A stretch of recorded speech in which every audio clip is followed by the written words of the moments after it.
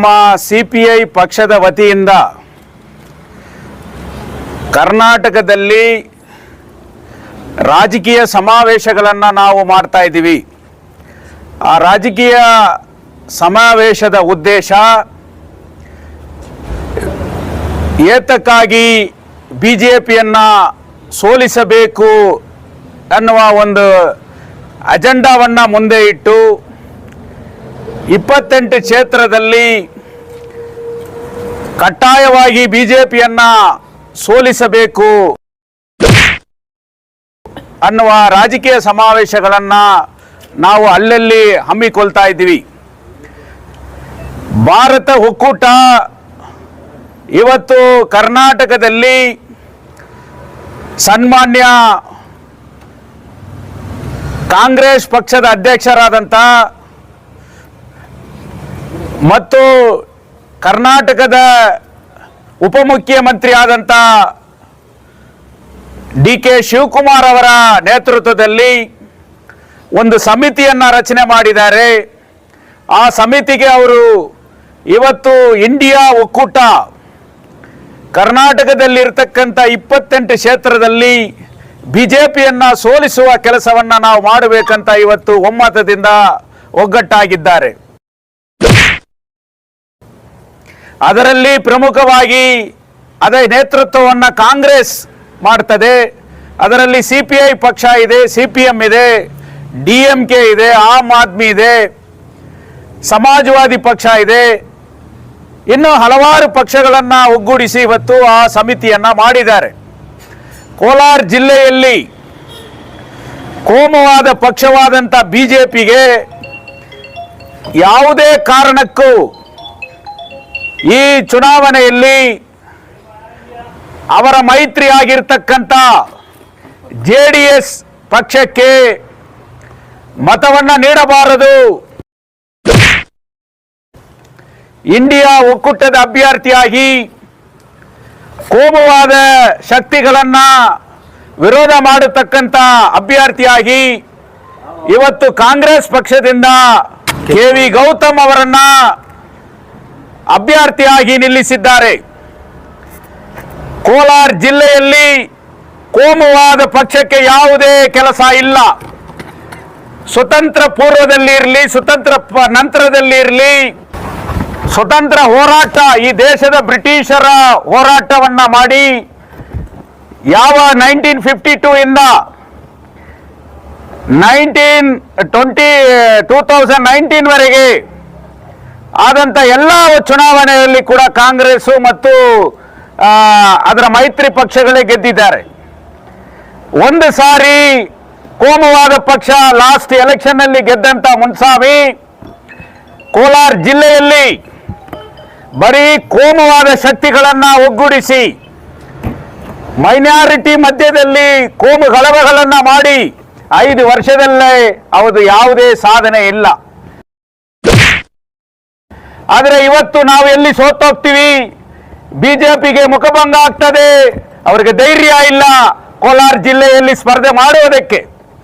ಆದ್ದರಿಂದ ಇವತ್ತು JDSನ ಬೆನ್ನ ಹಿಂದೆ ಈ ಕೋಲಾರ ಕ್ಷೇತ್ರದಲ್ಲಿ NDA ಕ್ಯಾಂಡಿಡೇಟ್ ಆಗಿ ಇವತ್ತು JDSಗೆ ಅವರು ಸಪೋರ್ಟ್ ಮಾಡ್ತಾ ಇದ್ದಾರೆ. ಆದರೂ ಕೂಡ ಅದು ಬಿಜೆಪಿ ಮುಖಾನೇ. ಆ ಬಿಜೆಪಿ ಮುಖವನ್ನು ನಾವು ಯಾವ ರೂಪದಲ್ಲಿ ಕೂಡ ಅಧಿಕಾರಕ್ಕೆ ಬರಕ್ಕೆ ಬಿಡಬಾರದು. ನರೇಂದ್ರ ಮೋದಿ ಸರ್ಕಾರ ಇನ್ನೊಂದು ಸಾರಿ ಈ ದೇಶದಲ್ಲಿ ರಚನೆ ಆದರೆ ಏನು ಬಾಬಾ ಸಾಹೇಬ್ ಅಂಬೇಡ್ಕರ್ ಅವರ 75 ವರ್ಷ ಕಳೆದೋಗಿದೆ, ಹಲವಾರು ಜಾತಿ ಹಲವಾರು ಮತ ಇರತಕ್ಕಂಥ ಭಾರತ ದೇಶದಲ್ಲಿ ಇವತ್ತು ಕೂಡ ಸಂವಿಧಾನ ಡೆಮಾಕ್ರೆಟಿಕ್ ಸೆಟಪ್ ಇರತಕ್ಕಂಥ ಒಂದು ಸರ್ಕಾರ ಇದೆ. ಅದನ್ನು ನಾಶ ಮಾಡಬೇಕು. ಇವತ್ತು 400 ಸೀಟ್ ಬಂದರೆ ನಾವು ಭಾರತದಲ್ಲಿ ರಚನೆ ಆಗಿರ್ತಕ್ಕಂಥ ಸಂವಿಧಾನವನ್ನು ಕಿತ್ತಾಕ್ತೀವಿ, ಮನುಧರ್ಮದ RSS ಸಿದ್ಧಾಂತವನ್ನು ಇವತ್ತು ನಾವು ತರ್ತೀವಿ ಅಂತ ಓಪನ್ ಆಗಿ ಮಾತಾಡ್ತಾ ಇದ್ದಾರೆ. ಆದ್ದರಿಂದ ಹಲವಾರು ನಾಯಕರು ಇಲ್ಲಿದ್ದಾರೆ. ಅವರೆಲ್ಲ ಕೂಡ ಯಾಕೆ ನಾವು ಬಿಜೆಪಿಯನ್ನು ಸೋಲಿಸಬೇಕು ಅನ್ನೋ ಉದ್ದೇಶದಿಂದ ಮಾತಾಡ್ತಾ ಇದ್ದಾರೆ. ಸ್ಥಳೀಯ ಶಾಸಕರಾದಂಥ ರೂಪಕಲಾ ಶಶಿಧರ್ ಅವರಿಗೆ ಕೂಡ ನಾವು ಈ ಕಾರ್ಯಕ್ರಮಕ್ಕೆ ಕರೆದಿದ್ದೇವೆ. ಏನು ಕೆಲಸದ ಒತ್ತಡದಿಂದ ಅವರು ಈ ಕಾರ್ಯಕ್ರಮಕ್ಕೆ ಆಗಮಿಸಿಲ್ಲ. ಅವರ ಪಕ್ಷದ ವತಿಯಿಂದ ಆ ಲೀಡರ್ಸ್ಗಳನ್ನ ಕೂಡ ಇಲ್ಲಿ ಕರೆದಿದ್ದಾರೆ. ನಮ್ಮ DMK ಪಾರ್ಟಿಯಿಂದ ಕೂಡ ನಾಯಕರುಗಳು ಇಲ್ಲಿ ಬಂದಿದ್ದಾರೆ. ನಮ್ಮ ದಲಿತ ರಕ್ಷಣಾ ವೇದಿಕೆಯಿಂದ ಅನ್ಬರಸನ್ ಅವರು ಕೂಡ ಇಲ್ಲಿ ಬಂದಿದ್ದಾರೆ.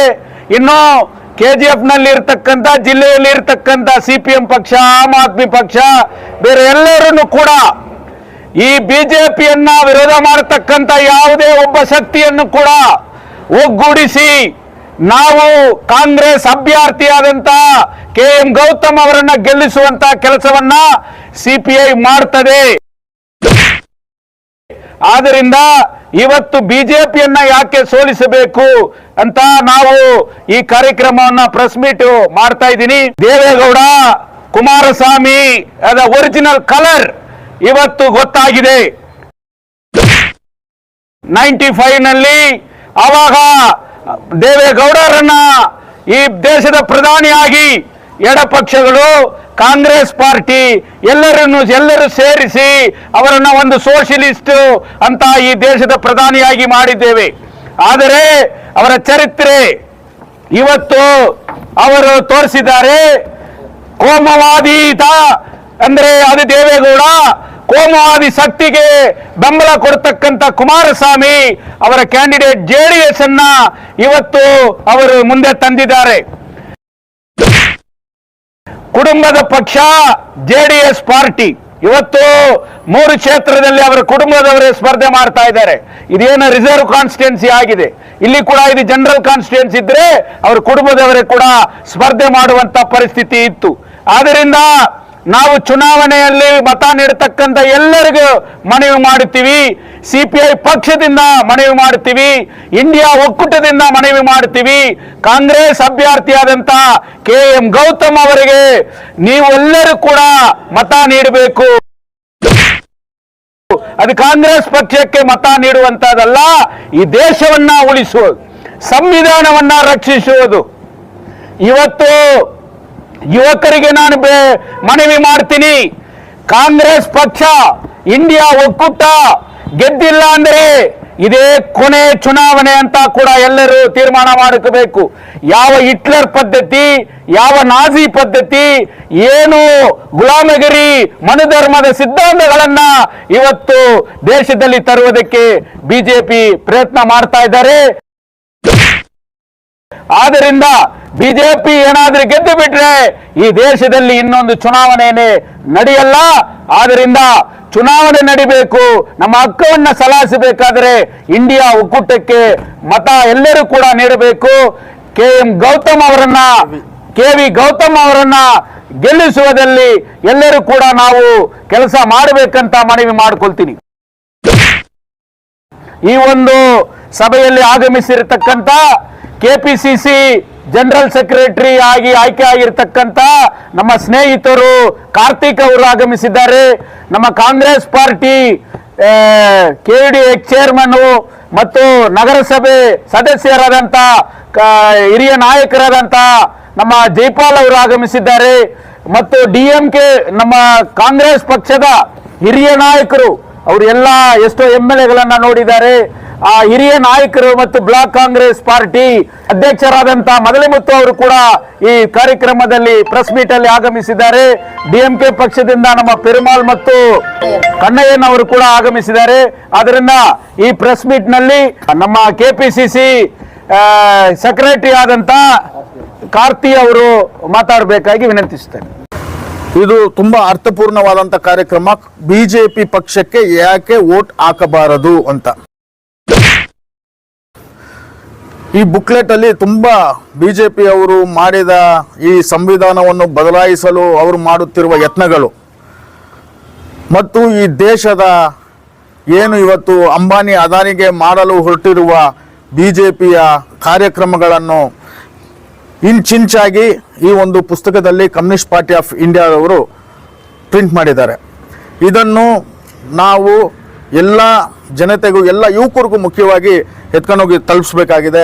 ಪುಲ್ವಾಮಾ ದಾಳಿಯಲ್ಲಿ ಆದಂಥ ಅನ್ಯಾಯಗಳೇನಾಗಿದೆ, ಗ್ಯಾಸ್ ಬೆಲೆಗಳೇನಾಗಿದೆ, 20 ಲಕ್ಷ ಉದ್ಯೋಗ ಪ್ರತಿ ವರ್ಷಕ್ಕೂ 2 ಕೋಟಿ ಉದ್ಯೋಗ ಯುವಕರಿಗೆ ಕೊಡ್ತೀನಿ ಅಂತ ಏನು ಯುವಕರಿಗೆ ಮೋಸ ಮಾಡಿ ಪಕೋಡ ಮಾಡಿ ಅಂತ ಹೇಳಿರುವ ಮೋದಿಯ ಸಂಸ್ಕೃತಿಯನ್ನು, BJPಯ ಸಂಸ್ಕೃತಿಯನ್ನು ಬಟ್ಟ ಬಯಲು ಮಾಡುವ ಕಾರ್ಯಕ್ರಮವನ್ನು ಕಮ್ಯುನಿಸ್ಟ್ ಪಾರ್ಟಿ ಆಫ್ ಇಂಡಿಯಾ ಮಾಡ್ತಾ ಇದೆ. ಅವ್ರಿಗೆ ನಾವು ಮತ್ತೊಮ್ಮೆ ಹೃದಯಪೂರ್ವಕ ಧನ್ಯವಾದಗಳನ್ನ ತಿಳಿಸುತ್ತಾ, KV ಗೌತಮ್ ಅವರು ಒಬ್ಬ ಯುವಕರಿದ್ದಾರೆ, ಕಾಂಗ್ರೆಸ್ ಪಕ್ಷದ ಒಬ್ಬ ನಿಷ್ಠಾವಂತ ಕಾರ್ಯಕರ್ತನಾಗಿ ಕೆಳ ಹಂತದಿಂದ ಬೆಳೆದು ಬಂದವರಾಗಿರ್ತಾರೆ. ಅವರು ವಿದ್ಯಾರ್ಥಿ ಕಾಂಗ್ರೆಸ್, ಯುವ ಕಾಂಗ್ರೆಸ್, KPCC ಮತ್ತು DCC ಎಲ್ಲ ಹಂತದಲ್ಲೂ ಕೆಲಸ ಮಾಡ್ಕೊಂಡು ಬಂದು ಅವರ ನಿಷ್ಠೆಯನ್ನು ಗುರುತಿಸಿ ಇವತ್ತು ಕಾಂಗ್ರೆಸ್ ಪಕ್ಷ ಅವರಿಗೆ ಟಿಕೆಟನ್ನು ಕೊಟ್ಟಿದೆ. ಹೋದ ಸತಿ ನಮ್ಮ ಕಾಮ್ರೇಡ್ ಜ್ಯೋತಿ ಬಾಸು ಅವ್ರು ಹೇಳ್ದಂಗೆ ಕೋಮವಾದಿ ಪಕ್ಷ ಹೋದ ಸತಿ ಗೆಲ್ತು, ಇಲ್ಲಿ ಗೆಲ್ಲೋ ಚಾನ್ಸೇ ಇಲ್ಲ. ಈ ಗೆದ್ದಿದ ತಕ್ಷಣ ಅವ್ರು ಮಾಡಿದ ಸಾಧನೆ ಏನು? ಒಂದು ಪಾಕಿಟಲ್ಲಿ ಪೆಟ್ರೋಲು, ಒಂದು ಪಾಕಿಟಲ್ಲಿ ಬೆಂಕಿ ಪಟ್ಟಣ ಇಟ್ಕೊಂಡ್ಬಂದು ಅಲ್ಲೆಲ್ಲಿ ಬೆಂಕಿ ಹಚ್ಚುವ ಕೆಲಸ ಮಾಡಿದರೆ ಹೊರತು ಸಂಸದರು ಬೇರೆ ಯಾವುದೇ ಕಾರ್ಯಕ್ರಮವನ್ನು ಸಂಸದರು ಮಾಡಿಲ್ಲ. ಇಲ್ಲಿ ಹಳೆ ಕಾರ್ಯಕ್ರಮ ಏನು KH ಮುನಿಯಪ್ಪನವರು ಸಚಿವರಿದ್ದಾಗ ಮಾರಿಕುಪ್ಪಂ ಏನು ಲೈನ್ ಇತ್ತು ಅದನ್ನು ಇನ್ನೂ ಕಂಪ್ಲೀಟ್ ಮಾಡಿಲ್ಲ. ಶ್ರೀನಿವಾಸ್ಪುರದಲ್ಲಿ ಏನು ಕೋಚ್ ಫ್ಯಾಕ್ಟ್ರಿಗೆ ಅವರು ಅಡಿಪಾಯ ಹಾಕಿದ್ರು ಅದನ್ನು BJP ಸರ್ಕಾರ ಬಂದ ಮೇಲೆ ಅದನ್ನು ಮಾಡಿಲ್ಲ. ಬರೀ ಭಾಷಣಗಳು ಮಾಡ್ಕೊಂಡು ಜನರನ್ನ ಯಾಮಾರಿಸ್ಕೊಂಡು ಕೋಮವಾದಿ ಶಕ್ತಿಗಳಾಗಿ ಕೋಮಕ್ಕೂ ಗಲಭೆ ಉಂಟು ಮಾಡಿ ಈ ಜನರ ದೃಷ್ಟಿಯನ್ನು ತಪ್ಪಿಸುವ ಕೆಲಸ ಮಾಡ್ಕೊಂಡು ಬಂದರೆ ಹೊರತು ಮುನ್ಸ್ವಾಮಿ ಅವರು ಏನು ಕೆಲಸ ಮಾಡಿಲ್ಲ. ಮುನ್ಸ್ವಾಮಿ ಅವರ ಅಜೆಂಡಾ, BJP ಅವರ ಅಜೆಂಡಾ ನಾಚ್ ಗಾನಾ ಗಿಮಿಕ್, ಇದೇ ಅವರ ಕೆಲಸವಾಗಿತ್ತ ಹೊರತು ಬೇರೆ ಏನು ಮಾಡಿಲ್ಲ. ಆದ್ದರಿಂದ ಇವತ್ತು ಎಲ್ಲ KGFನ ಯುವಕರಿಗೂ, ಕೋಲಾರ ಜಿಲ್ಲೆಯ ಎಲ್ಲ ಮತದಾರಗಳಲ್ಲಿ ವಿನಂತಿಸಿಕೊಳ್ಳುತ್ತಾ ಇದ್ದೇನೆ, ಸಂವಿಧಾನ ಉಳಿದರೆ ನಾವೆಲ್ಲ ಉಳಿತೀವಿ. ಸಂವಿಧಾನ ಉಳಿಯೋದಿಲ್ಲ ಅಂದರೆ ನಾವು ಯಾರೂ ಉಳಿಯಲ್ಲ. ಸಂವಿಧಾನ ಉಳಿಸಬೇಕು, ಈ ಭಾರತ ದೇಶವನ್ನು ರಕ್ಷಿಸಬೇಕು, ಮನೋಧರ್ಮದಿಂದ ಈ ಭಾರತವನ್ನು ರಕ್ಷಿಸಬೇಕು ಅಂದರೆ ಕಾಂಗ್ರೆಸ್ ಪಕ್ಷಕ್ಕೆ INDA ಒಕ್ಕೂಟದ ಕಾಂಗ್ರೆಸ್ ಪಕ್ಷದ ಅಭ್ಯರ್ಥಿಯಾದ KV ಗೌತಮ್ ಅವರಿಗೆ ಮತ ನೀಡಿ ಅತಿ ಹೆಚ್ಚಿನ ಸಂಖ್ಯೆಯಲ್ಲಿ ನಾವು ಅವ್ರನ್ನ ಜಯಶೀಲನಾಗಿ ಮಾಡಬೇಕು ಅಂತ ವಿನಂತಿಸಿಕೊಳ್ಳುತ್ತೇನೆ. ಜೈ ಹಿಂದ್, ಜೈ காங்கிரஸ். அன்னை இந்திரா காந்தி வந்து எமர்ஜென்சி பீரியட்ல எதிர்கட்சி தலைவர் சிறையில் இருந்தாங்க. அவங்களை வெளியே அனுப்பிச்சுட்டு தான் தேர்தலை சந்திச்சாங்க. அது ஜனநாயகம். இன்னைக்கு எதிர்கட்சி காங்கிரஸ் கட்சியுடைய நிதி அதை முடக்கிட்டு தேர்தலை சந்திக்கிறாரு. கேஜ்ரிவால் சிறைச்சாலைக்கு அனுப்புறாரு. ஏன்னு கேள்வி கேட்கிற அவரெல்லாம் சிறைச்சாலைக்கு அனுப்புறது தான் மோடி. இது ஜனநாயக ரீதியா அவரை நம்ம தேர்ந்தெடுக்க கூடாது. மோடியை வந்து தோக்கடி தான் இந்த இந்திய கூட்டணியுடைய வேலை. தினந்தோறும் நாங்கள் சோசியல் மீடியாவில் பிரச்சாரம் பண்ணியே தீருவோம். பொதுத்துறை நிறுவனங்கள் 32 பொதுத்துறை நிறுவனங்களை தனியார் மயமாக்கிட்டார். ஒரே ஒரு பொதுத்துறை நிறுவனம் கூட BJP அரசாங்கம் திறக்கவே இல்லை. அதனால தங்கவேல் இருக்கிற மக்கள் இந்திய கூட்டணியின் வேட்பாளர், வெற்றி வேட்பாளர் KV கௌதமுக்கு கை சின்னத்தில் வாக்களிக்கும்படி கேட்டுக்கொள்கிறோம். நன்றி, வணக்கம்.